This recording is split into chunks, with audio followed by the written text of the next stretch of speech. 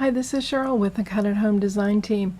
Today I have a really fun accordion style card. It's a baby boy card featuring graphic 45 papers, the Precious Memories collection, and Elizabeth Craft Design dies.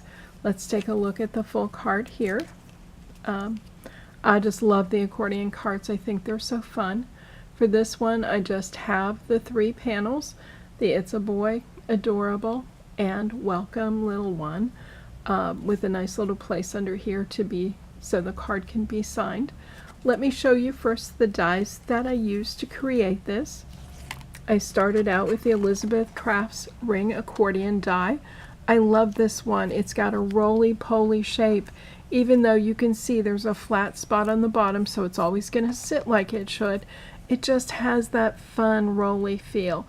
And so I just love the things that you can do. You can see here it was designed and released around Christmas time. So they've used a lot of Christmas ornaments with it, and they have various sizes of ornament caps with the die set in order for you to be able to use it. So I did what I normally do. I always add the little magnetic sheet so I can keep the dies in place and where they're supposed to be. So here's my 2 ornament caps up top. This is a border, and this is the border that I actually used with it. I'll show you that again in a minute. This is the main card piece, and then there's actually 4 different circle dies that you can use to layer on top of this center piece. Now, like the other Elizabeth Craft accordion dies, there's a set of frame edges that you can purchase to go with it. I didn't use any of these, but I wanted to show them to you. I love the little heart border here. I almost used that, being that it was a card for a baby, but I went with the open scallop. Again, you just have to decide what you think fits your situation best.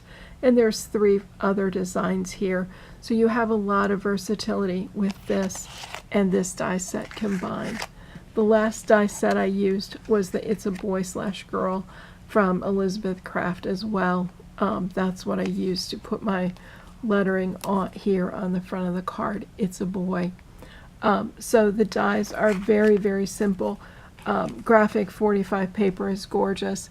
For my card, I used the 12 by 12 pad, Precious Memories, but it's really hard to get that on camera, so I'm just going to show you quickly the papers on this from the 6 by 6 pad. Again, here's the title sheet, which is always just too darn cute. Lots of little babies around. This is suitable itself for framing or as a layout page.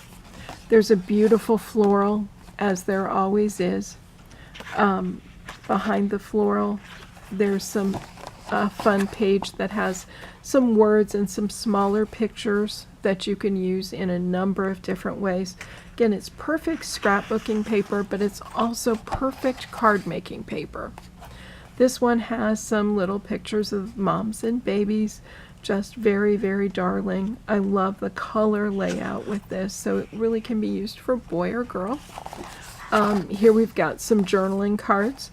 Again, it doesn't take too much imagination to take the journaling cards and cut them and use them in your card making as well. Here's where my little boy is for the front cover of the paper. Again, when you see him, he's quite a bit smaller, but I was using the 12 by 12 paper pad. I love these pages, the fun little clothes for the girls as well as for the boys. The lettering with the girls, sugar and spice and everything nice. And of course we've got snips and snails and puppy dog tails with the little boys. So it's too much fun. And then finally, more journaling cards. It's all double-sided paper. The backs are just as fun as the fronts. So a lot of solid blues or pinks. I especially love the ginghams. These are some little pink hearts. The pink version of the floral. Here's my plaid paper that I used for my card. And then there's some words here that are too fun. This is where I cut Welcome Little One and Adorable from. Again, these are such versatile papers. And then I like when they do these sort of compressed words almost in newsprint style. Those are so fun for backgrounds on cards. So I'll definitely be using the 8x8 version of that. in the very near term to back one of my cards. So that is the Precious Memories collection by Graphic 45. Again, I'm showing you the 8x8 version because it fits on camera. The 12x12 is what I used for my card, but you could absolutely find the same things here and use this to make your card as well. Now, to make the card, it's just super easy. I need 3 of the main pieces just cut just like this. Now, because I have double-sided paper, my back side, remember, is those photos in the word groups and that sort of thing. So in doing this and cutting these, I just want to think a little bit about how I want that back side to go. Where normally I cut the most economical way, so I cram as many of these pieces as I can onto a 12x12 sheet. This time I had to think a little bit, and so I tried on my card, and you can kind of see this, to keep things a little consistent. You can see I have some photos here that are still intact. Some of the words are intact, but they're all right side up because it's absolutely conceivable somebody's going to turn the card over. I didn't want to have to double cut and try and back the card. I think that would have been a bit too much here. So you just have to think about it a little bit, make sure things are right side up. Again, the flat part is going to be your bottom of the card. The tabs are always going to go to the right. That's so that when we assemble, everything gets assembled perfectly. So once I had 3 of those cut, I cut 3 of the largest circle available to put on the inside of my plaid. I just wanted to dilute that a little bit in the center. I didn't want to use them as they were. To me, they were just a little too stark. So I distressed the edges a little bit with the Antique Linen Distress ink. I also cut some of those open scallop border pieces that you saw in the die set. These become a border around the outside. Again, I'm just going to tone down my plaid just a little bit. It doesn't go away. It just now is a little bit more subtle, and I like it a little better this way. Again, I didn't want to use it as is, so I rubbed the edges with a little ink. You can see the difference between my border, which is inked, and my circle, which is not. Those are subtle little things that you want to think about in putting together these easy peasy cards. So once I had that done, you're going to decorate each of the panels flat. So that means you'll distress and attach your circle. You're going to attach all the border pieces where they belong. The border pieces I glued down with Scotch Quick Dry adhesive. The center pieces I put on using my Angel Craft tape. Pick whatever adhesive that you're comfortable with. There's no right or wrong answers with this.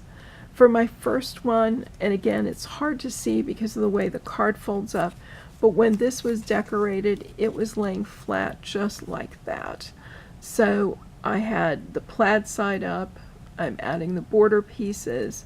I chose the little boy with the dog because I just thought it was darling.